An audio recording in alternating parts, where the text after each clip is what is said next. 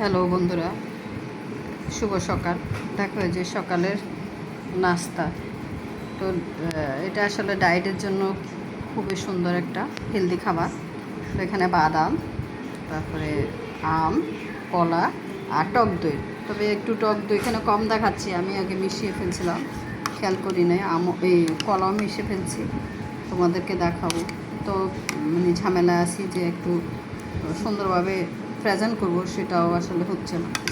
তো এই আর কি, ছেলেকে নিয়ে একটু ব্যস্ত, যার কারণে তোমরা তো জানো যে ছেলেটা অসুস্থ, তো সার্জারি হয়েছে, সেজন্য একটু ঝামেলায় আছে। তো এখন দেখো এই যে এখানে অ্যাড করব,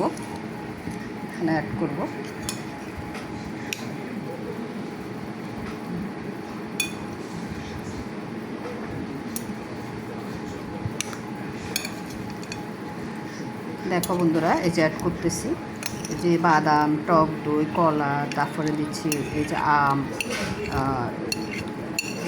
এই যে একটা সুন্দর হেলদি খাবার, সকালে হেলদি খাবার খেলে আর মোটামুটি ভালোই সারাটা দিন, দুপুর অন্তত 12টা-1টা পর্যন্ত থাকা যায়। যারা ডায়েট করে তাদের জন্য ঠিক আছে। এই যে দেখো, তো ভালো থাকো, সুস্থ থাকো, এভাবে খাবে, সবাই ভালো থাকতে পারবে। ডায়েটের জন্য খুব একটা উপকারী খাবার।